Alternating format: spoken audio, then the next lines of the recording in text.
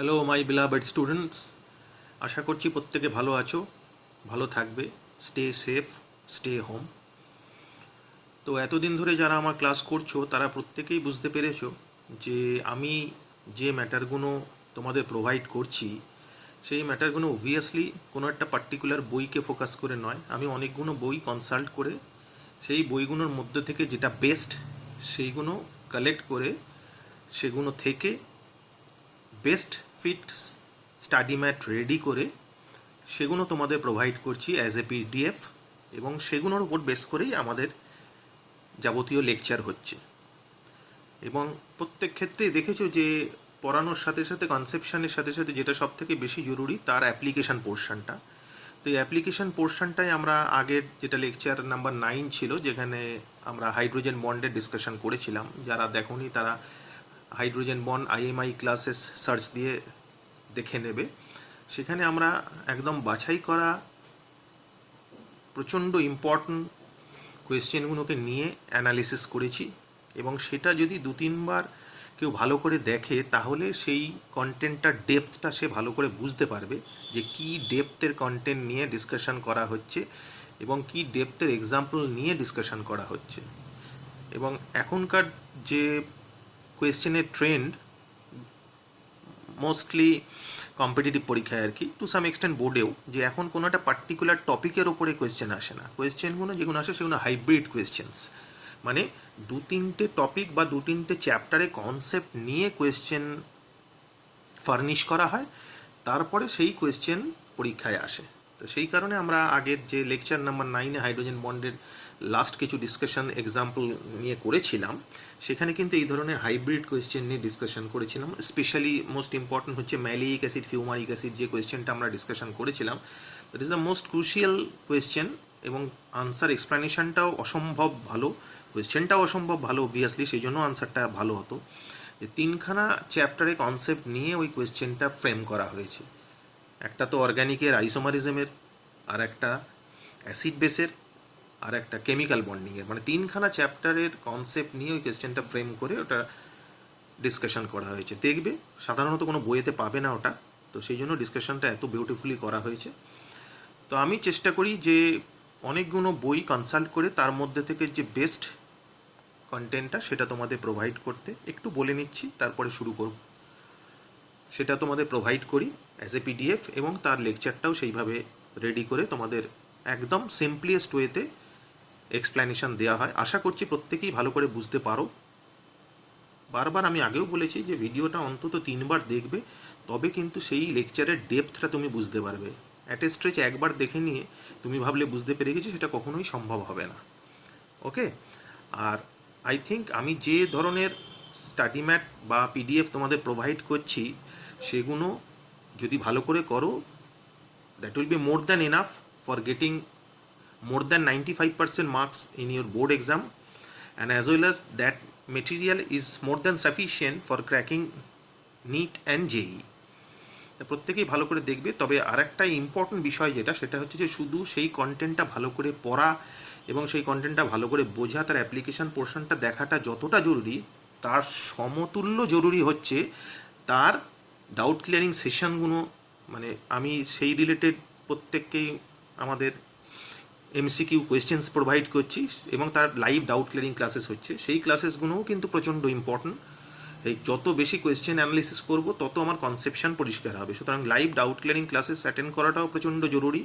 Plus এর সাথে সাথে আরও জরুরি যেটা, সেটা হচ্ছে যে এক্সাম, যে এক্সামগুলো হবে সেই এক্সামগুলো বা হচ্ছে সেইগুলো কিন্তু প্রপার ওয়েতে ঠিকঠাকভাবে দেওয়া, এবং সেইগুলো থেকে নিজের লুপ হোলসগুলো বার করে সেগুলো রেকটিফাই করে নিজেকে আরও ইম্প্রোভাইজ করা, এটা কিন্তু আরও জরুরি পড়ার সাথে সাথে। সেজন্য সেই জিনিসটা প্রত্যেকেই কিন্তু মাথায় রাখবে। যাই হোক, একটু বলে নিলাম প্রথমে ব্যাপারগুলো, কারণ অনেকগুলো লেকচার্স আমরা করেছি।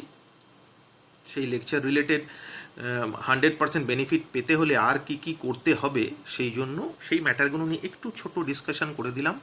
যেটা বললাম, লাইভ ডাউট ক্লিয়ারিং ক্লাসেস এবং এক্সামগুলো যেগুলো অ্যারেঞ্জ করা হয় সেগুলো দেওয়াটা কিন্তু প্রচণ্ড জরুরি। তো সেইগুলো ভালো করে করার চেষ্টা করবে। Okay, so now basically in class 11 we are discussing chemical bonding. Chemical বন্ডিংয়ের আমাদের 9খানা লেকচার হয়ে গেছে। আশা করছি প্রত্যেকেরই ভালো লেগেছে, প্রচণ্ড ইম্পর্ট্যান্ট লেকচার্স। যারা লেকচারগুলো প্রথম দেখছো এই লেকচারটা, আগের লেকচারগুলো দেখোনি, তারা আইএমআই ক্লাসের সার্চ দিয়ে কেমিক্যাল বন্ডিং দিলে পরপর সব লেকচার পেয়ে যাবে। সেখানে সব ডিটেল ডিসকাশান করা আছে, প্রত্যেকে ইউটিউবে সেটা পেয়ে যাবে। কেমিক্যাল বন্ডিং আইএমআই ক্লাসের সার্চ দিয়ে সেখানে ডিটেল ডিসকাশন সব কিছুর করা আছে। প্রত্যেকে ভালো করে দেখবে, ভালো করে বুঝবে। আর বারবার বলছি, লেকচারটা কিন্তু মিনিমাম 3বার দেখলে তবে সেই লেকচারের ডেপথটা বোঝা যাবে, নাহলে কিন্তু বোঝা যাবে না। অ্যাপারেন্ট মনে হবে যে এত কী ব্যাপার, একই জিনিস। জন্য ভালো করে দেখবে। আমি চেষ্টা করেছি একদম সিম্পল ওয়েতে যতটা কনসেপচুয়াল জিনিস হয় প্রত্যেকটাকে ডিসকাশন করার। আজকে আমরা লেকচার নাম্বার 10 ডিসকাস করব, কেমিক্যাল বন্ডিং। লেকচার নাম্বার 9 পর্যন্ত আমাদের হয়ে গেছে। লেকচার নাম্বার 9-এ হাইড্রোজেন বন্ড ছিল। লেকচার নাম্বার 10 ডিসকাশনে তাতে কন্টেন্ট হচ্ছে ভ্যান্ডার ওয়াল ফোর্স বা ভ্যান্ডার ওয়াল বন্ড। অ্যাকচুয়ালি আমাদের বন্ডের 3টে কনসেপ্ট হয়, একটা উইক, ভেরি উইক বন্ড, আর একটা উইক বন্ড, আর একটা স্ট্রং বন্ড। ভেরি উইক বন্ডের মধ্যে পড়ে ভ্যান্ডার ওয়াল ফোর্স, উইক বন্ডের মধ্যে পড়ে হাইড্রোজেন বন্ড, আর স্ট্রং বন্ডের মধ্যে পড়ে আয়নিক বন্ড বা কোভ্যালেন্ট বন্ড। এখন ভ্যান্ডার ওয়াল বন্ডের কনসেপ্টটা কীরকম, কেন এরম হলো, বেসিক্যালি নামটা দেখেই বুঝতে পারছো যে সায়েন্টিস্ট ইনভেন্ট করেছিলেন, তার নাম অনুসারে এটার নাম হচ্ছে ভ্যান্ডার ওয়াল ফোর্স বা ভ্যান্ডার ওয়াল বন্ড। সায়েন্টিস্টের নাম ছিল জে.ডি. Van der Waals. অ্যাকচুয়ালি কী হয়, এখানে কনসেপ্টটা এতটা উইক কেন, তার কারণ হচ্ছে van der Waals bond is basically বইয়েতে দেখানো হয়েছে যেটা, সেটা হচ্ছে দুটো মলিকুলের মধ্যে ডেভেলপমেন্ট অফ বন্ডস। এবং যেহেতু মলিকুলটা নিউট্রাল, অবভিয়াসলি তাদের মধ্যে যে বন্ডটা ডেভেলপ করছে that bond is very weak, সেই কারণের জন্য। কিন্তু অ্যাকচুয়ালি ভ্যান্ডার ওয়াল বন্ড শুধুমাত্র দুটো মলিকুলের মধ্যেই সীমাবদ্ধ নয়, সেটাকে অনেক 5খানা পার্টে ক্লাসিফাই করা হয় এবং সেইগুলো সব ভ্যান্ডার ওয়াল বন্ডের মধ্যেই পড়ে। তো সেই কারণের জন্য ভ্যান্ডার ওয়াল বন্ডটা ঠিকঠাকভাবে ঠিকঠাক ওয়েতে ভালো করে জানতে হবে, তাহলে ব্যাপারগুলো আমাদের কাছে পরিষ্কার হবে। So let us discuss van der Waals force. By definition আমরা কি বলতে পারি, বলে হয়েছে যে van der Waals forces is a general term used to define the attraction of intermolecular forces between molecules। যেটা বললাম যে দুটো মলিকুলের মধ্যে যে ফোর্স কাজ করে সেটাকে বলা হয় ভ্যান্ডার ওয়াল ফোর্স। এখন মলিকুল অবভিয়াসলি নিউট্রাল, এখন নিউট্রাল মলিকুলের মধ্যে অ্যাট্রাকশন মানে ভেরি ভেরি পুয়ার, তো দ্যাটস ওয়াই ভ্যান্ডার ওয়াল ফোর্সকে বলা হয় খুব পুয়ার। এখন আমি যেটা বললাম যে শুধু মলিকুলের মধ্যেই ব্যাপারটা সীমাবদ্ধ নয়, এর এক্সটেনশন আছে, সবগুলোই ধরে ধরে ভালো করে ডিসকাশন করব, ভালো করে দেখবে শেষ পর্যন্ত।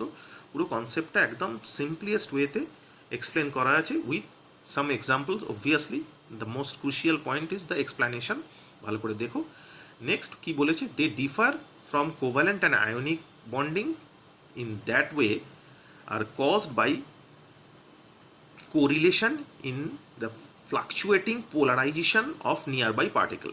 এর মানেটা কি, আবার বলছি, they differ from covalent and ionic bonding in that way are caused by correlation in the fluctuating polarization of nearby particles. দুটো পার্টিকেলের মধ্যে পোলারাইজেশনের ডিফারেন্সের জন্য এই ধরনের ঘটনাটা ঘটে।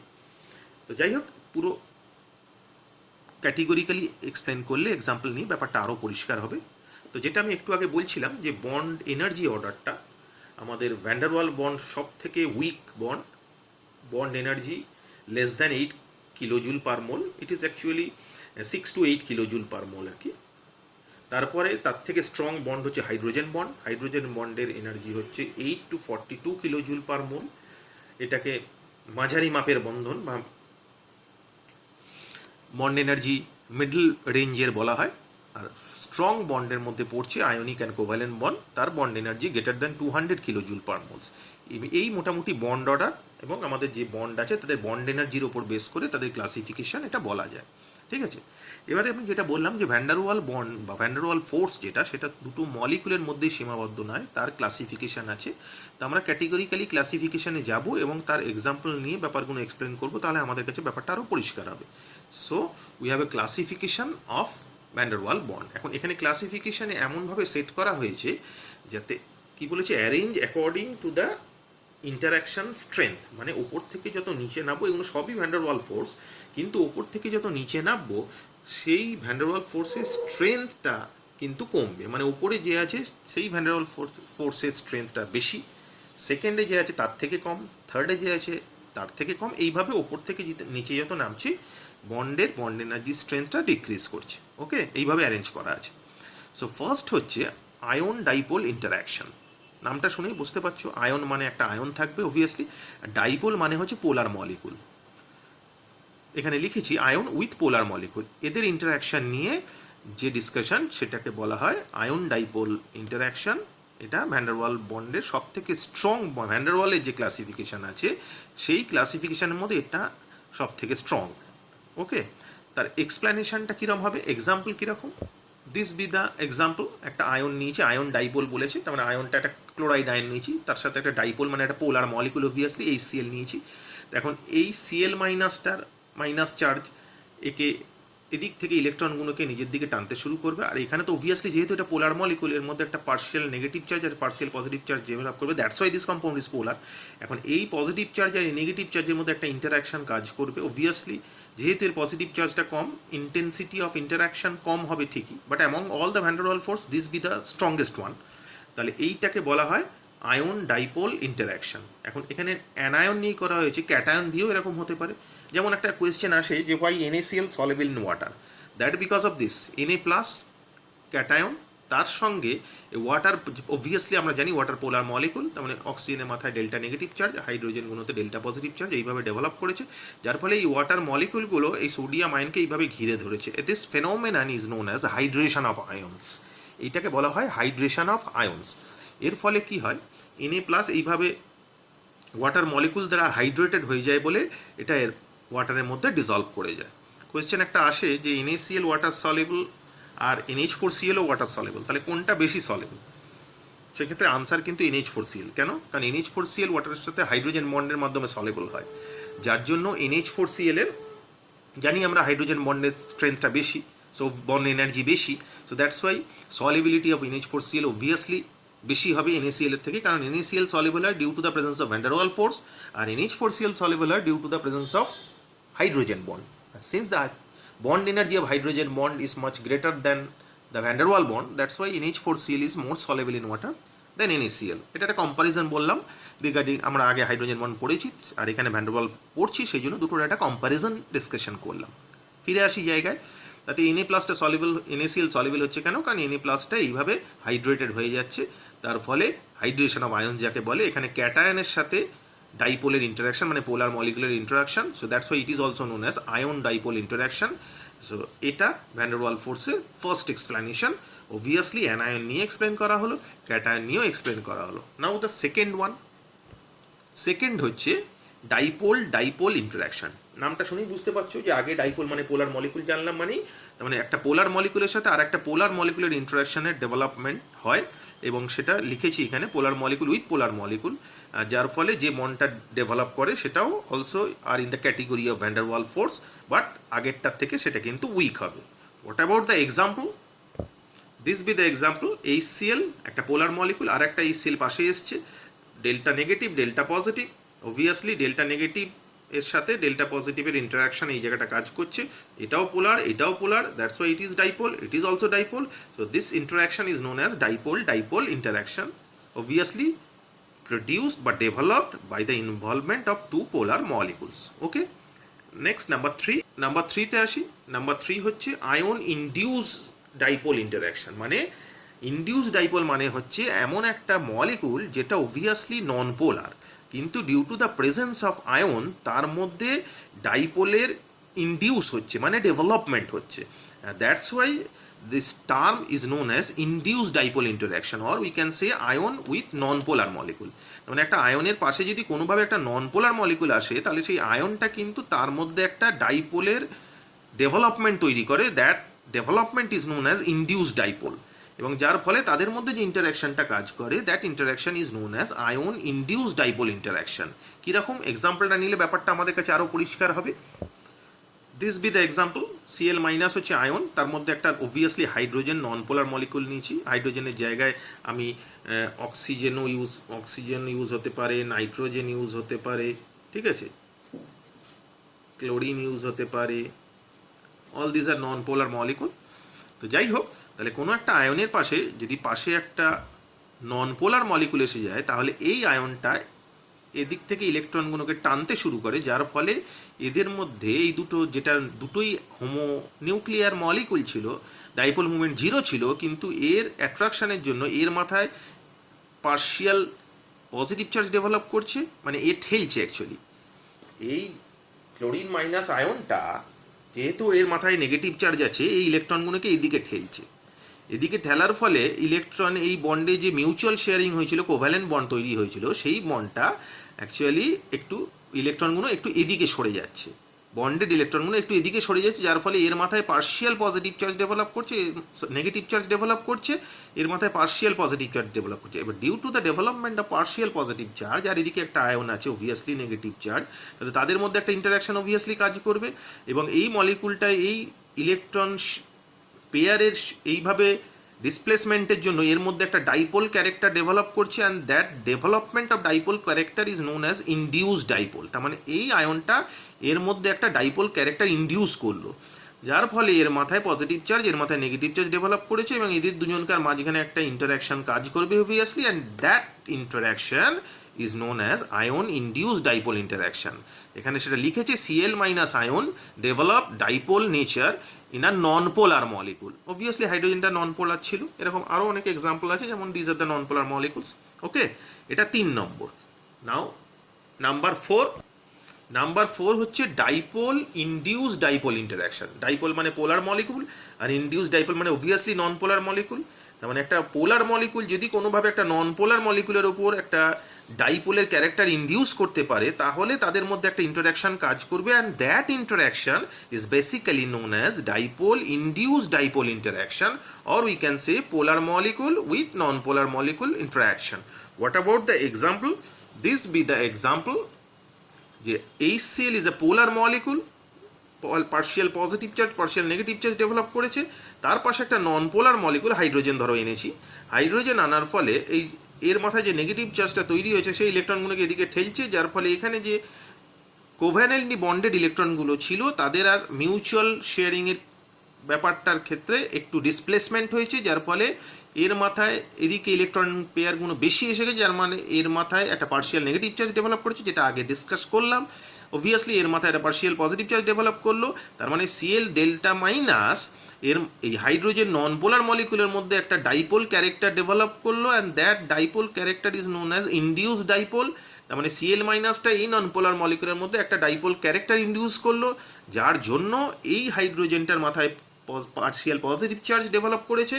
তাহলে এই Cl ডেল্টা নেগেটিভের সাথে এই H ডেল্টা পজিটিভের একটা ইন্টারাকশন কাজ করবে, অবভিয়াসলি ভেরি পুয়ার, বাট একটা ইন্টারাকশন কাজ করবে, and that interaction is known as dipole induce dipole interaction, obviously occur between polar and non-polar molecule. Okay, now category number 5. Number 5, instantaneous dipole and instantaneous dipole interaction, মানে দুটো নন পোলার মলিকুলের মধ্যে interaction. Is it possible? Obviously possible, but নামটা দেখে বুঝতে instantaneous, কোনো একটা মুহূর্তের জন্য এটা ডেভেলপ করে, তারপর কিন্তু আবার সেটা নষ্ট হয়ে যায়। And this type of van der Waals force is the weakest van der Waals force among all the 5 van der Waals forces, and this force is also known as London forces, or alternatively it can be defined as London dispersion force. কিরকম একটা দেখা যাক discussion করে। So this be the example যে দুটো hydrogen molecule আছে, obviously দুটোই নন পোলার। এবার এদের ডিস্ট্রিবিউশন, মাঝখানে প্রোটন আছে, তার চারপাশে ইলেকট্রন ঘুরছে, এইভাবে আছে। এবার কোনো একটা সময়ে দেখা যাচ্ছে যে এই ইলেকট্রনগুলো পার্টিকুলার একটা সাইডে, এখান থেকে এখানে এলাম, পার্টিকুলার একটা সাইডে বেশি এসে গেছে, আর এই পজিটিভ চার্জটা একটু এসে গেছে, একটা ইনস্ট্যান্টেনিয়াস টাইমে আর কি, কোনো একটা মুহূর্তে আর কি। এখন যেই এদিকে নেগেটিভ চার্জটা বেশি এসে গেছে, এদিকে পজিটিভ চার্জটা বেশি এসে গেছে, তার ফলে এই পজিটিভ চার্জটা এর যে ইলেকট্রনগুলো আছে সেগুলোকে নিজের দিকে আস্তে আস্তে টানতে শুরু করবে, তার ফলে এদের মধ্যে একটা ইন্টারাকশন কাজ করতে শুরু করবে, and that develop interaction is known as instantaneous dipole and induce dipole interaction. মানে এর মধ্যে হঠাৎ করে এই ডাইপোলটা ডেভেলপ করলো, যার জন্য এর মধ্যে একটা ডাইপোল ক্যারেক্টার ইনডিউস করলো, এবং that interaction is known as instantaneous dipole induced dipole interaction. মানে একটা নন পোলার মলিকুল, অবভিয়াসলি এটা নন পোলার, আর একটা নন পোলার এটাও নন পোলার মলিকুল ছিল। তো নন পোলার মলিকুলে ইলেকট্রনের মুভমেন্টের জন্য এই ধরনের একটা পোলারিটি ডেভেলপ করলো, যেটা যে মলিকুলটা আর একটা নন পোলার মলিকুলের মধ্যে ডাইপোল ক্যারেক্টার ইন্ডিউস করলো। অবভিয়াসলি এটা একটা পার্টিকুলার মুহূর্তে হয়, that's why it is known as instantaneous dipole. মানে এর মধ্যে যে ডাইপোল ক্যারেক্টারটা ডেভেলপ করলো একটা পার্টিকুলার মুহূর্তে হয়, সেই জন্য এটার নাম ইনস্ট্যান্টেনিয়াস ডাইপোল। আর এর মধ্যে সেই আরেকটা ডাইপোল ক্যারেক্টার ডেভেলপ করলো, that is it is induced dipole interaction. So that's the force which is known as London dispersion force, or we can abbreviate it as LDF. LDF বলেও বলা হয়। So this be the concept of London dispersion force. ওকে, তো obviously বুঝতেই পারছো কোনো একটা particular মুহূর্তেই ঘটনা ঘটছে এবং তারপর আবার যেরকম অ্যাজ ইউজুয়াল হয়ে যাচ্ছে, যার জন্য এই বন্ডটা প্রচণ্ড weak. And this is the, আমি বললাম একটু, I told earlier that this is the weakest bond among all the 5 van der Waals forces. Okay, কি বলেছে? Actually it is in between two non-polar molecules and also known as instantaneous dipole induced dipole interaction. ওকে, এবার এই London force যেটা develop করলো এটা নিয়ে একটু discussion করব, তারপর বাকিগুলো এক্সাম্পল নিয়ে ডিসকাশন করব। এবার অ্যাটমের মধ্যে, এটা মলিকুলের মধ্যে দেখলাম, অ্যাটমের মধ্যে কি এরকম ঘটনা কিছু ঘটতে পারে? দুটো অ্যাটম নিয়েছি, একটা আয়োডিন অ্যাটম, ইলেকট্রন আছে 53, আর একটা হচ্ছে ফ্লোরিন অ্যাটম, ইলেকট্রন কটা থাকবে? অবভিয়াসলি 9 ইলেকট্রনস থাকবে। এখানে কি বলেছে? ইফ দ্য পোলারাইজেবিলিটি ইনক্রিজেস, যদি পোলারাইজেবিলিটি ইনক্রিজ করে তাহলে কিন্তু লন্ডন ডিসপারশন ফোর্স ইনক্রিজ করবে। কখন পোলারাইজেবিলিটি ইনক্রিজ করবে? অবভিয়াসলি যখন পোলারাইজেবিলিটি কার হয়? অ্যানায়নের হয়। তাহলে যখন নাম্বার অফ ইলেকট্রন বেশি হবে অবভিয়াসলি তখনই পোলারাইজেবিলিটি ইনক্রিজ করবে। তার মানে আমি বলতে পারি অল্টারনেটিভলি, আমরা এটা কিন্তু ফ্যাজান্স রুলে পড়েছিলাম। যারা ফ্যাজান্স রুল ভালো করে জানো না তারা IMI ক্লাসের সার্চ দিয়ে ফ্যাজান্স রুল দিয়ে দেখবে, ডিটেল ডিসকাশন করা আছে উইথ টেকিং ভেরিয়াস এক্সাম্পলস। ব্যাপারগুলো একদম জলের মতো পরিষ্কার হয়ে যাবে, ঠিক আছে? সো এখানে দেখি তো কী বললাম, পোলারাইজেবিলিটি কার বেশি হবে? অবভিয়াসলি ফ্যাজান্স রুলে আমরা ডিসকাশন করেছিলাম, যার নাম্বার অফ ইলেকট্রনস বেশি হবে। সো নাম্বার অফ ইলেকট্রন যদি ইনক্রিজ করে পোলারাইজেবিলিটি ইনক্রিজ করবে, পোলারাইজেবিলিটি যদি ইনক্রিজ করে অবভিয়াসলি LDF ইনক্রিজ করবে, মানে লন্ডন ডিসপারশন ফোর্স কিন্তু ইনক্রিজ করবে। দিস বি দ্য ট্রিক, ভালো করে দেখবে। তাহলে এখানে কি বলেছে? এখানে বলেছে যে the non polar molecules with more electrons have more LDF than non polar molecule with less electron. তার মানে আয়োডিন আর ফ্লোরিন দুটোই কিন্তু নন পোলার মলিকুল, তাদের মধ্যে আয়োডিন অ্যাটম আর ফ্লোরিন অ্যাটমের মধ্যে কার লন্ডন ডিসপারশন ফোর্স, মানে আয়োডিন মলিকুলের মধ্যে অবভিয়াসলি আয়োডিন এই ঘটনাটা ঘটবে। তাহলে কার মধ্যে লন্ডন ডিসপারশন ফোর্স বেশি কাজ করবে? অবভিয়াসলি যার মধ্যে নাম্বার অফ ইলেকট্রন বেশি আছে। যেহেতু আয়োডিনের অ্যাটমিক নাম্বার বেশি মানে নাম্বার অফ ইলেকট্রন বেশি, যার জন্য আয়োডিনের লন্ডন ডিসপারশন ফোর্স বেশি হবে in comparison two fluorine. Okay, now next example আমি ইনার্ট গ্যাসগুলো নিয়েছি, হিলিয়াম, নিয়ন, আর্গন, ক্রিপ্টন। হিলিয়ামের অ্যাটমিক নাম্বার 2, দুটো ইলেকট্রন আছে, নিয়নের 10, 10টা ইলেকট্রন আছে, আর্গনের 18 ইলেকট্রন আছে, ক্রিপ্টনের 36 ইলেকট্রন আছে। এদের বয়লিং পয়েন্ট একটা ট্রেন্ড দিয়েছি, -269 degree centigrade, -249 degree centigrade, -186 degree centigrade, -153 degree centigrade. তাহলে দেখা যাচ্ছে লেফট টু রাইট যত যাচ্ছি বয়লিং পয়েন্ট ইনক্রিজ করছে। কেন ইনক্রিজ করছে? অবভিয়াসলি তাদের মধ্যে লন্ডন ডিসপারশন ফোর্স ইনক্রিজ করছে, কারণ এদের মধ্যে তো লন্ডন ডিসপারশন ফোর্সই কাজ করবে ইনার্ট গ্যাসে। অবভিয়াসলি আমরা ডিসকাশন করেছিলাম ফ্যাজান্স রুলে, দেখেছো নিশ্চয়ই যে এদের মধ্যে এরা মানে ইনার্ট গ্যাসগুলোর মধ্যে কিন্তু ভ্যান ডার ওয়াল ফোর্স কাজ করে, এটা খেয়াল রাখবে। তো ভ্যান ডার ওয়াল ফোর্স মানে লন্ডন ডিসপারশন ফোর্স যেটা বলছি, তার মানে দেখা যাচ্ছে কি যে বয়লিং পয়েন্ট ইনক্রিজ করছে, তার ফলে লন্ডন ডিসপারশন ফোর্স ইনক্রিজ, মানে লন্ডন ডিসপারশন ফোর্স ইনক্রিজ করছে বলেই বয়লিং পয়েন্ট ইনক্রিজ করছে। এখন প্রশ্ন হচ্ছে লন্ডন ডিসপারশন ফোর্স কেন ইনক্রিজ করছে? Obviously due to the greater number of electrons. So we can say number of electron যদি ইনক্রিজ করে লন্ডন ডিসপারশন ফোর্স ইনক্রিজ করবে। লন্ডন ডিসপারশন ফোর্স মানে তাদের মধ্যে ইন্টারাকশন যদি ইনক্রিজ করে অবভিয়াসলি তাদের মধ্যে বয়লিং পয়েন্ট ইনক্রিজ করবে, এটা natural fact. Okay, so next কোয়েশ্চেনটা ডিসকাস করি। ইন কেস অফ হ্যালোজেন্স, হ্যালোজেনের কেসে দেখি fluorine, chlorine, bromine, iodine, 18 electron মলিকুলের মধ্যে, অবভিয়াসলি এদের মধ্যে ভ্যান ডার ওয়াল ফোর্স কাজ করবে, এটা মলিকুল, নন পোলার মলিকুল, খেয়াল রাখবে। তো ক্লোরিনের মধ্যে 34 ইলেকট্রনস, ব্রোমিনে 70, আয়োডিনে 106। তো অ্যাট রুম টেম্পারেচারে fluorine gas, chlorine gas, bromine liquid, iodine solid, এদের বয়লিং পয়েন্ট অবভিয়াসলি দেওয়া আছে left to right, obviously boiling point increase করে যাচ্ছে। কেন? সেই একই ঘটনা যে আয়োডিনের লন্ডন ডিসপারশন ফোর্স অবভিয়াসলি বেশি হবে। কেন বেশি হবে? Due to the presence of greater number of electrons. তাহলে যত নাম্বার অফ ইলেকট্রনস বেশি হবে, তার মানে আমার ট্রিক কি? আমার ট্রিক হচ্ছে যত নাম্বার অফ ইলেকট্রনস বেশি হবে তত এলডিএফ বেশি হবে, যত এলডিএফ বেশি হবে তত তার বয়লিং পয়েন্ট বেশি হবে, বা তার ফিজিক্যাল স্টেট গ্যাস থেকে লিকুইড, লিকুইড থেকে সলিডের দিকে যেতে শুরু করবে। Okay, this be the trick. তাহলে এখানে আমি কি বলতে পারি? Obviously iodine with greater LDF due to having greater number of electrons, so due to higher LDF it became solid and high boiling point.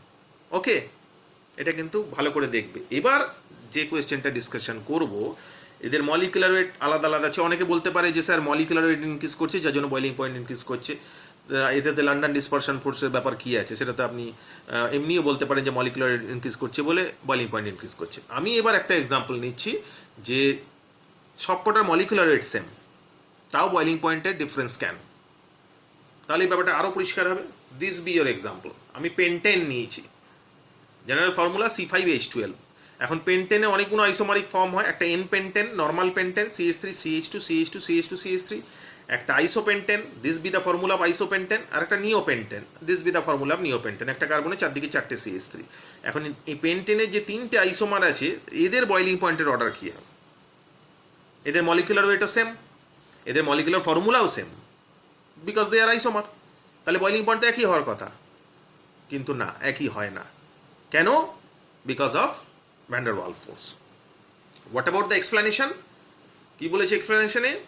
Now all the molecules that is isomer have same molecular weight and same number of electrons. Obviously আপনি এতক্ষণ বলছিলেন number of electron বাড়ছে, number of electron বাড়ছে মানে LDF বাড়ছে, LDF বাড়ছে মানে boiling point বাড়ছে। এখানে তো মলিকুলার ওয়েটও সেম, মলিকুলার ফর্মুলাও সেম, নাম্বার অফ ইলেকট্রনসও সেম, তাহলে এদের বয়লিং পয়েন্ট তো সেমই হওয়ার কথা। অবভিয়াসলি সেম হয় না। কেন? What is the way out? Van der Waals force, you have another trick that Van der Waals force is directly proportional to the surface area of the molecule. মলিকুলের surface এরিয়ার ওপর depend করে। যার surface area বেশি তার van der Waals force বেশি, যার van der Waals force বেশি অবভিয়াসলি তার বয়লিং পয়েন্ট বেশি। অবভিয়াসলি ভেরি ইন্টারেস্টিং প্রবলেম, ভালো করে দেখবে। তাহলে সারফেস এরিয়া কার বেশি হবে? ন্যাচারালি এন পেন্টেন সব থেকে ছড়িয়ে আছে, তার মানে সারফেস এরিয়ার সব থেকে বেশি। তারপরে ব্রাঞ্চিং যত বাড়বে তত সারফেস এরিয়া কমতে শুরু করবে। তো এর ব্রাঞ্চিং বেড়েছে এর তুলনায়, তাহলে এর সারফেস এরিয়া এর এন পেন্টেনের তুলনায় আইসো পেন্টেনের সারফেস এরিয়া কম। সরি, এরপরে নিও পেন্টেনে যদি যাই, নিও পেন্টেন দেখি সারফেস এরিয়া আরও কমে গেছে, কারণ ব্রাঞ্চিং আরও বেশি বেড়ে গেছে। তাহলে according to surface area N পেন্টেনের সারফেস এরিয়া সব থেকে বেশি, তারপরে আইসো পেন্টেনের সারফেস এরিয়া, তারপর নিও পেন্টেনের সারফেস এরিয়া। তাহলে based on that point of view আমরা, what about the point? Van der Waals force is directly proportion to the surface area. তাহলে সারফেস এরিয়া সব থেকে বেশি কার? এন পেন্টেনের। তাহলে বয়লিং পয়েন্ট কার সব থেকে বেশি হবে? অবভিয়াসলি এন পেন্টেনের, কারণ সারফেস এরিয়া যত বেশি হবে ভ্যান ডার ওয়াল ফোর্স তত বেশি হবে। তার মানে এন পেন্টেনের যেহেতু সারফেস এরিয়া সব থেকে বেশি, তার মানে N পেন্টেনের van der Waals force সব থেকে বেশি, বা ভ্যান ডার ওয়াল ফোর্সের ইন্টেন্সিটি সব থেকে বেশি। তার ফলে এন পেন্টেনের বয়লিং পয়েন্ট সব থেকে বেশি হবে, তার থেকে কম হবে কার? আইসো পেন্টেনের, তার থেকে কম হবে পার নিও পেন্টেনের। নাও কি বলেছে? What about the detail? বলেছে surface area order n pentane greater than isopentane greater than neopentane, so higher the surface area higher will be the van der Waals force. তো বয়লিং পয়েন্ট অর্ডার কী হবে? Obviously N পেন্টেনের সব থেকে বেশি হবে, তারপরে আইসোপেন্টেন, তারপর নিওপেন্টেন। সেম কোয়েশ্চেন আসতে পারে বিউটেন আর আইসোবিউটেন, একই এক্সপ্লানেশন, এদের মধ্যে কার বয়লিং পয়েন্ট বেশি সেটা আসতে পারে। কিছু টেস্ট ইয়োরসেলফ কোয়েশ্চেন দিয়েছি, ভালো করে দেখবে, এগুলো বাড়িতে সলভ করার চেষ্টা করবে। যে what about the boiling point order of the hello acids HCl HBr HI HF অথবা ম্যাগনেসিয়াম হ্যালাইডস MgCl2 MgBr2 MgI2, এদের বয়লিং পয়েন্টের অর্ডার কী হবে? টেস্ট ইয়োরসেলফ কোয়েশ্চেনে হিসেবে দেওয়া হয়েছে, বাড়িতে করার চেষ্টা করবে, পরে আমি এর সলিউশন প্রত্যেককে জানিয়ে দেবো। Okay, so this is all about van der Waals forces. আশা করছি প্রত্যেকের ভালো করে বোঝা গেছে। আমি আগেও বলেছি, এখনও বলছি যে প্রতিটা ভিডিও, আমি তো PDF প্রত্যেককে পাঠাচ্ছি, প্রতিটা ভিডিও প্রত্যেককে কিন্তু মিনিমাম 3 বার দেখতে হবে, তবে কিন্তু এই ধরনের লেভেলের ডিসকাশনের স্ট্রেংথটা ভালো করে বোঝা যাবে, ডেপথটা ভালো করে বোঝা যাবে। না হলে কিন্তু ওভারঅল যদি ওপর দিয়ে একবার কি দুবার দেখে নিয়ে মনে হয় যে বোঝা গেছে, কিন্তু অ্যাকচুয়ালি সেটা ডেপথটা অত ভালো বোঝা যাবে না। মিনিমাম 3 বার কিন্তু প্রতিটা লেকচারের ভিডিও ভালো করে দেখতে হবে, তবে এর ডেপথটা ভালো করে বোঝা যাবে। আর তার থেকে বেশি দেখতে পারলে তো আরও ভালো, সেটা ভালো করে দেখবে প্রত্যেকে। এটা this is all about lecture number 9 chemical bonding. আমি আগেও বললাম যে এর সাথে সাথে আমাদের লাইভ ডাউট ক্লিয়ারিং ক্লাসেসগুলো ভালো করে অ্যাটেন্ড করার চেষ্টা করবে, আর তার সাথে সাথে যে পরীক্ষাগুলো অ্যারেঞ্জ করা হচ্ছে সেই পরীক্ষাগুলো সিনসিয়ারলি সিরিয়াসলি ডেভেলপ করবে, দেওয়ার চেষ্টা করবে বা দেবে, তাহলে দেখবে মোটামুটি আমি অ্যাসিওর ইউ, আমি গ্যারেন্টি দিচ্ছি যে এই লেভেলের ডিসকাশন যদি ভালোভাবে ডেভেলপ করে নিজে রিয়েলাইজ করে ডেভেলপ করতে পারো, কনসেপচুয়ালি ডেভেলপ করতে পারো, তাহলে definitely you will get more than 95% marks in your board exam, and as well as you can easily crack NEET or JEE or secure a good rank in NEET and JEE. Okay, so jai hok, this is all about van der Waals forces. This is lecture number 9. Next lecture number 10 এ আমরা আরো very interesting ডিসকাশনে ঢুকবো, that is balance bond theory. এটা প্রত্যেকে ভালো করে বুঝবে, দেখবে। ওকে, thank you.